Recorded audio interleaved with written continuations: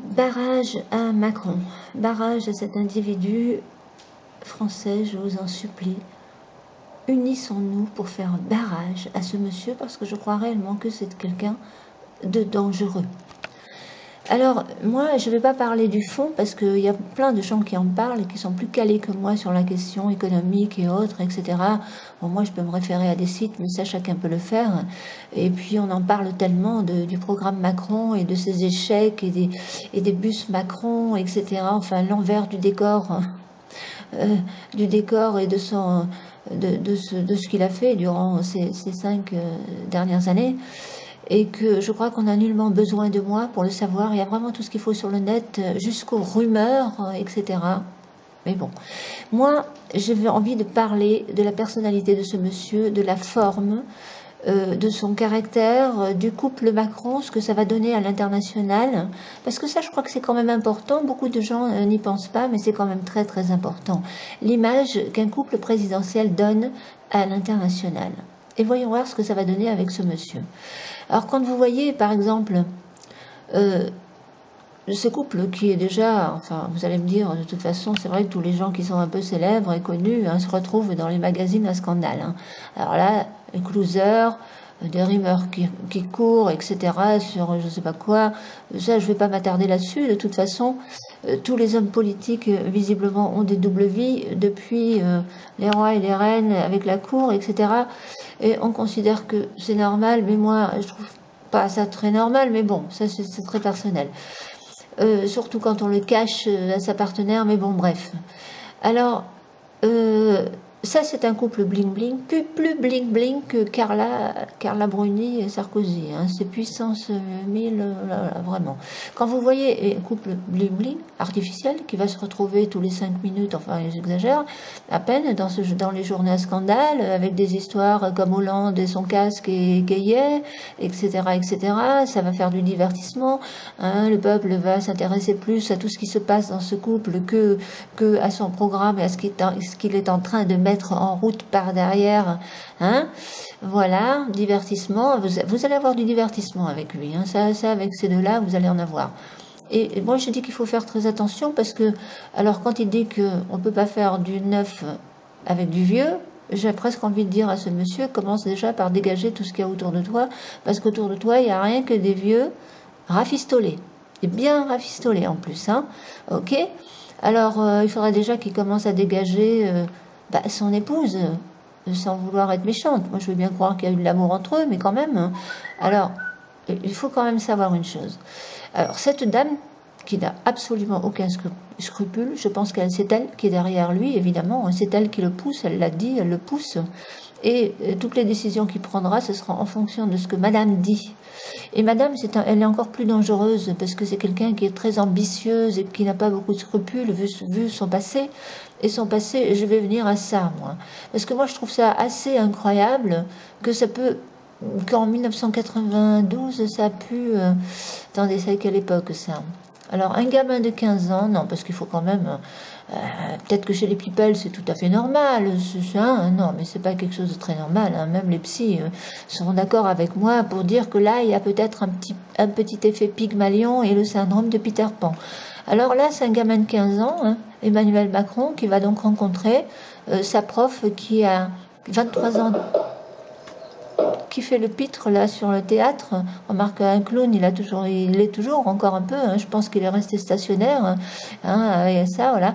Alors 15 ans, et donc il va soi-disant tomber amoureux de sa prof de théâtre, je crois, ou autre, enfin je suppose, et 23 ans de différence, d'écart. Autrement dit, il se cherche une mère. Déjà là, on voit que c'est un gamin qui apparemment n'était pas très équilibré et qu'il ne l'est toujours pas parce que visiblement, il a encore toujours sa mère à côté. Oui, c'est comme ça que je vois la chose, moi. Alors, c'est fou parce que qu'est-ce que ça va donner à l'international? L'image que ce couple va renvoyer à l'international. Regardez un petit peu là déjà la réaction de cette jeune japonaise quand elle apprend l'âge de Manuel. De Manuel Macron. Non, de Brigitte. がこちらの奥さんです。お母さんの？ 20歳以上年上。 C'est sa mère. マクロンさんが高校生の時の先生。高校生の頃の先生。20歳年上です。驚きすぎたでしょ。 Non mais c'est assez marrant hein, des histoires comme ça. Non parce que là je crois que c'est ça qui va se passer toujours parce que vous savez ça c'est quelque chose qui choque beaucoup. C'est très choquant pour le 3/4 de la planète hein, dans toutes les cultures, enfin dans toutes les cultures, sur la plupart des continents, c'est quelque chose d'assez choquant, à part dans le monde people. Et je vais l'arrêter parce que j'arrive pas à parler en même temps que ça bouge. Non, parce que et ça c'est très vrai parce que j'ai une belle, non pas c'est pas moi qui est la belle-sœur d'un ami hein, qui est chinoise et en Chine c'est pareil, à 40 ans les femmes sont vieilles, sont considérées comme vieilles à 40 ans. Alors elle japonaise c'est peut-être pas la même chose, alors elle n'arrive pas à comprendre ça. Pour eux, c'est quelque chose qui les dépasse totalement, c'est inacceptable, c'est pas possible, c'est pas dans leurs mœurs. Et même aux États-Unis, pareil, dans le monde arabo-musulman, en Russie, pareil, dans le monde entier. Il n'y a que chez nous, en France, et peut-être aux États-Unis, qu'on peut dans le milieu people, qu'on trouve ça absolument normal, qu'un gamin de 15 ans, hein, c'est carrément la débauche. Moi, je suis désolée, pour moi, c'est la débauche de mineur, hein, quand même, hein, ok ? Alors, on est dans la débauche de mineurs. Non, ça, je peux plus revenir en arrière. Comment je fais là? Le truc, il a disparu là. Ah non, d'accord.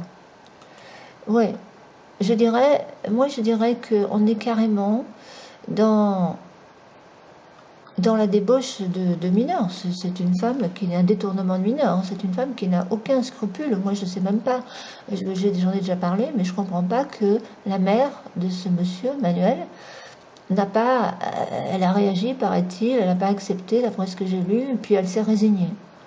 Je ne suis pas sûre que je me serais résignée, moi. Moi, je l'aurais collée au tribunal, cette dame, carrément. Parce que là, c'est du détournement de mineurs. C'est foutre la vie de quelqu'un en l'air qui n'aura jamais de vie normale, jamais d'enfant, etc.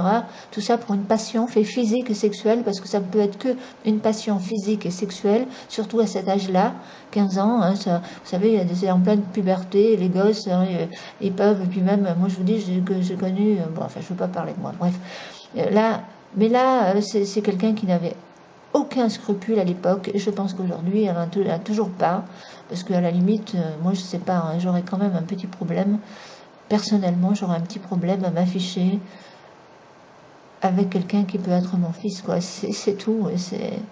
Maintenant, je conteste pas les sentiments qu'il y a entre eux, mais moi je suis pas sûre que ce soit un amour, ça ressemble à plus à de l'amour maternel, à une femme qu'il a idéalisée à 15 ans, enfin voilà, l'effet Pygmalion, quoi, tout simplement, et puis un peu là. Alors, donc, à 15 ans, c'était un gamin qui n'était pas très équilibré, cette femme, sans scrupule, elle en a profité, et puis aujourd'hui, elle est derrière ce monsieur pour qu'il devienne président de la République, parce que sans elle, je ne pense pas qu'il serait présenté, tout simplement. Alors, non, moi je crois que ça peut pas passer, vous savez.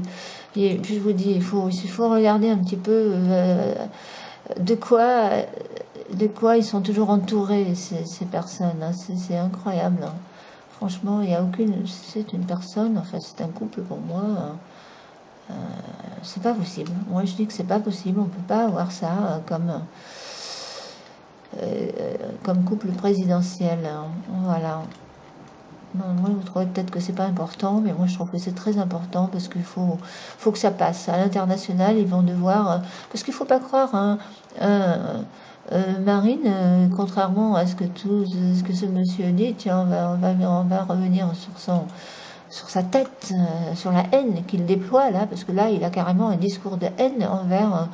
le 3/4 de la population. Quand je dis le 3/4 de la population, là je parle pas, là c'était surtout envers les électeurs du Front National, les 23%, enfin les 21, 22, 23, moi je crois que c'est beaucoup plus, mais bon, ce n'est que ce que je crois.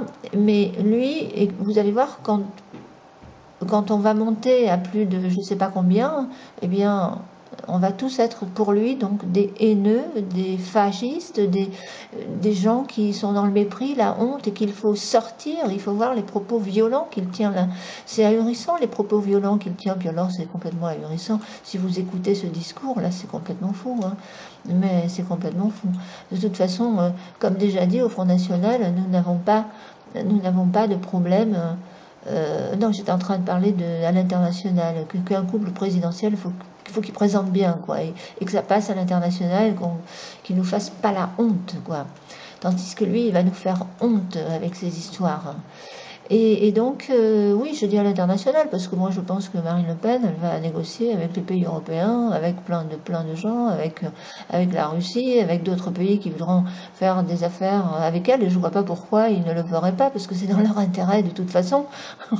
Alors penser qu'on va s'isoler, comme il a l'air de dire sur cela, c'est d'un ridicule, vous savez, ça c'est vraiment le discours qui m'est totalement insupportable, je trouve ça tellement bête. Parce qu'avant l'Europe, on a toujours fait du commerce international, non? Vous n'êtes pas d'accord que ceux qui sont connus avant l'Europe, hein, vous qui avez connu avant cette Europe, il n'y avait pas de souci.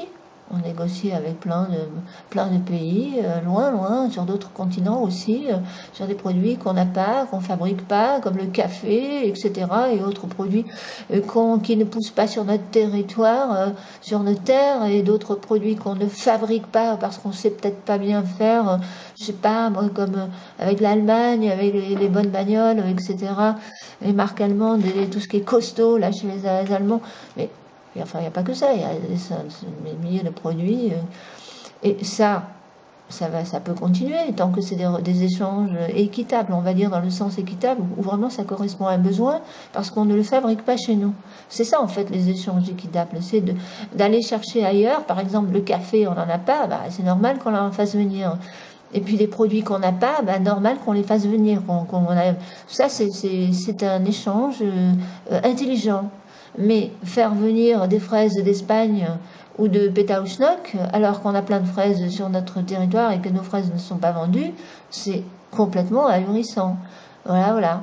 Aller acheter du lait à la ferme des 1000 vaches, parce que là, dans les pays arabo-musulmans, j'ai vu qu'il y avait des fermes hyper sophistiquées avec les vaches qui restent enfermées toute la journée, mais qui sont arrosées, paraît-il, etc., d'eau et c'est hyper sophistiqué, mais on va quand même pas, et puis c'est pas des vaches qui sont heureuses forcément, parce que c'est de l'élevage intensif, hein, et puis c'est de la maltraitance animale aussi quelque part, parce qu'une vache qui ne voit jamais un brin d'herbe, et le jour, moi je suis désolée, même s'ils sont bien traités, si c'est hyper moderne, c'est quand même un confinement dans un espace restreint où ils sont obligés de produire, c'est ahurissant quoi. Une vache, les animaux doivent être dans les prés, dehors, libres dans une France libre. Libérons les animaux aussi. Là, je parle aux véganes. Et ça, c'est important. Ça, c'est important parce que tout ça, c'est des conséquences de la mondialisation, vous savez, là. Hein, voilà. La maltraitance animale, les fermes des 1000 vaches, etc. Et tous ces paysans qui, en France, n'arrivent pas à vendre leur lait parce qu'il faut venir du lait de loin. C'est ahurissant, hein, des choses qu'on peut produire sur notre sol, on va aller le chercher à Bab-el-Oued. C'est ça qui va pas, c'est ça. C'est pas le fait de faire du commerce raisonnable international, ça s'est toujours fait. Mais c'est d'aller, enfin vous avez compris quoi, c'est pas la peine que je vous mette les barres au thé et les points sur les, je crois quand même que la plupart des Français ne sont pas stupides et ils le comprennent ça aujourd'hui. Et ils comprennent aussi que ce monsieur a un discours toujours, il est resté 10-20 ans en arrière avec sa diabolisation du Front National. Il n'a pas évolué le mec. Hein, voilà. Alors, il ne réalise pas qu'entre-temps, hein, on est à l'ère du numérique, Internet est passé par là. À chaque fois quand il y a une information sur le Front National ou dans le passé ou le présent, on peut aller vérifier si cette information est juste. C'est ce que tout le monde a fait. Et donc forcément, la dédiabolisation, elle a bien eu lieu. Et les Français sont en train de réaliser que le Front National a été diabolisé à tort et à travers uniquement pour l'empêcher de grimper et de prendre le pouvoir. Point, c'est tout. Et moi, je crois à ce réveil massif. Et on voit qu'il y a un réveil massif là. Donc moi, j'ai envie de dire, pour conclure, j'ai envie de dire qu'il faut vraiment que les Français prennent conscience de ça et se réveillent massivement dans 15 jours et qu'on fasse bloc contre Macron parce que c'est vraiment quelqu'un de dangereux. C'est vraiment un capitaliste, impérialiste, c'est un grand fou furieux et ce qu'il veut faire, c'est ahurissant, quoi. Et puis, non, moi je dis quelqu'un qui voit la haine comme ça chez les autres, bah, peut-être que c'est lui qui a plein de haine en lui, hein, il est dans la projection, il est probablement dans la projection. Ce mécanisme d'autodéfense dont les psys parlent toujours, je ne prétends pas psy hein, non plus. Alors, moi ce que je vois là, je vois vraiment un sursaut. Et je vois que le peuple va vraiment faire barrage à ce Macron. Hein, pour toutes les conneries qu'il a faites avant déjà, hein, son bilan désastreux du passé déjà, et aussi parce que c'est quelqu'un de dangereux, et aussi parce que la France là, il faut vraiment que ça change. Et je pense qu'il y a une grande partie des mélenchonistes qui l'ont compris, qui vont voter Marine Le Pen. Je vois aussi des fionistes qui vont aussi voter Marine Le Pen, qui sont très déçus de François Fillon, de son comportement, de tout, de sa lâcheté, etc. Et qui ont compris à qui ils avaient affaire, parce que lui qui se prétendait chrétien, qui voulait défendre, chrétien pratiquant en plus, catholique pratiquant et qui voulait défendre, soi-disant, qui défend les valeurs, l'identité chrétienne, les valeurs chrétiennes, hein, les traditions, etc., nos cathédrales, nos églises, et le patrimoine culturel, et tout ça, c'est le Front National qui défend tout ça. Eh bien, lui, il appelle à voter Macron. Si ça vous déçoit pas, ça, et je sais pas comment vous pouvez faire. Moi, je comprends pas, là. Alors, j'appelle aussi tous les valsistes, hein, tous ceux qui étaient pour Manuel Valls, parce que Valls était droitisé, avec, en serrant la vis sur l'immigration massive, Daesh, etc., le terrorisme et la racaille des banlieues, il était en train de serrer la vis, il avait raison. Hein, et tous les gens qui voulaient Valls, eh bien, qui ont été déçus parce qu'il n'a pas pu être, voilà, eh bien, moi j'appelle, ils sont très proches de nous, et je suis sûre qu'ils nous comprennent. Ils sont intelligents, ils peuvent comprendre ce qu'on est en train de faire. Et c'est pas du racisme, et c'est pas de la xénophobie, et c'est pas du repli sur soi, et c'est pas de la haine, c'est juste du simple bon sens. Quand un bateau est plein à ras-bord, on ne peut pas en mettre 1000, 2000, 3000 de plus, parce que tous, on coule avec. C'est c'est pas compliqué à comprendre ça pourtant. Eh ben oui, c'est comme ça. Alors lui, il est en train de faire Monsieur le Sauveur hein, de toute l'humanité. C'est quelqu'un, à la limite, qui ne saurait pas nager. C'est comme quelqu'un qui ne saurait pas nager et qui va aller sauver quelqu'un de la noyade. Alors ils vont tous les deux couler, parce que s'il ne sait pas nager, il ne peut pas sauver. Ben, c'est un peu ce qu'il veut faire, lui. Voilà. Et je trouve ça très très stupide, ça n'a pas de sens. Donc c'est pas de l'amour, c'est pas de l'altruisme, c'est rien du tout, c'est juste se donner bonne conscience, voilà, pour l'image. Non, attendez, oh. On n'est pas dupes, hein. Les Français sont pas stupides, ils sont pas dupes hein, de ce qui est en train de se passer là. C'est pour ça que je dis aux fatalistes et pessimistes, etc., qui baissent les bras là, en ce moment. Et c'est pas le moment. Entre les deux tours, c'est vraiment pas le moment de baisser les bras. Hein. Je vous assure, hein. C'est maintenant qu'il faut galvaniser le peuple et qu'il faut y croire, qu'il faut avoir confiance, etc. Et puis être positif, envoyer de l'énergie positive dans la nosphère. Hein, parce que je suis persuadée que là, il y a des fillonistes, il y a des valsistes, il y a même des gens qui ont soutenu Arnaud de Montebourg, qui est anti-mondialisation, et qui peuvent aussi nous comprendre. Et aussi, je ne sais pas moi, oui, une grande partie des véganes qui sont pas trop extrémistes, parce qu'il y a aussi des très extrémistes. Bon, ça ne marchera pas. C'est pareil pour les religions. Hein. Dans les religions, il y a les très intégristes. Ça ne fonctionnera pas, parce qu'eux, ils n'iront même pas voter au deuxième tour. Mais tous les autres, qui sont chrétiens, de culture, comme beaucoup de fionistes, et de sarkozystes aussi, enfin les républicains, quoi, beaucoup qui sont chrétiens de culture, mais qui ne sont pas forcément dans le dogme, mais dans la croyance intégriste. Voilà, c'est plutôt dans le rituel, enfin, comment dire, oui, chrétien de culture, quoi, on appelle ça. Bon, bref, je ne vais pas m'étaler là-dessus, ce serait trop long à développer, mais toujours est-il que je pense que toutes ces personnes, oui, et même les mélenchonistes, une grande partie des mélenchonistes qui comprennent qui, je suis sûre, commencent à comprendre que le danger n'est pas du côté du Front National, mais qu'il est bien de ce côté-là, vraiment de ce côté-là. Parce que, nom d'un chien, les effets pervers de la mondialisation, je pourrais faire une prochaine vidéo là-dessus. J'ai cité toute la liste des effets pervers de la mondialisation. En 20 minutes, c'est assez facile à faire. Je le ferai probablement pour ceux qui n'ont pas encore été voir hein, les vidéos de Monsieur Mondialisation et tous les livres et tous, enfin, les livres qui parlent des effets pervers hein, comme Jean Ziegler, etc. Comment on appelle ça, l'Empire de la honte que j'ai lu à l'époque, il y a bien longtemps. Hein. Et d'autres livres, enfin il y en a plein qui écrivent là-dessus, et il y a tellement de sites où on explique les effets pervers de la mondialisation. Mais là j'en parlerai peut-être sur une autre vidéo. Mais là, je pense qu'il faut vraiment, là, tout de suite, hein, faire barrage à ce monsieur-là, hein, qui a les dents qui raillent le parquet, vous savez, hein, faire un peu de psychomorphologie, hein, ça aussi, ça peut aider. Et c'est ahurissant, vous savez ce qu'on lit là, hein, c'est ahurissant, l'idée de son discours, hein, lui là, vraiment. Alors, non, je crois que c'est quelqu'un qu'il faut contrer, absolument contrer. D'ailleurs, je crois qu'il y a une Madame Boutin qui a dit une chose très intéressante ce matin, et je crois qu'elle a raison, je crois qu'elle a compris, Madame Boutin. Ça, c'est une personne que je trouve assez sensée. Voilà, merci pour l'écoute, à bientôt. Parce qu'elle a dit il faut faire barrage, elle a dit il faut faire barrage à Macron. Voilà, c'est... moi je crois qu'elle dit pas, je pense qu'au fond d'elle, elle a beaucoup d'affinités quand même avec nous, mais qu'elle ne peut pas le dire tout simplement, parce que voilà, c'est tout, hein, mais je peux la comprendre aussi. Et je comprends toutes les personnes qui ne peuvent pas vraiment dire tout ce qu'ils pensent, hein, parce que leurs postes sont menacés, mais ça ne vous empêche pas d'aller voter. Hein. Vous n'êtes pas obligé de le dire pour qui vous avez voté, d'accord? Vous les gardez tranquillement pour vous. C'est le secret, d'accord? Merci pour l'écoute. Barrage à Macron, barrage à Macron. C'est un fou furieux, hein, je vous assure, hein, ça se voit sur son visage.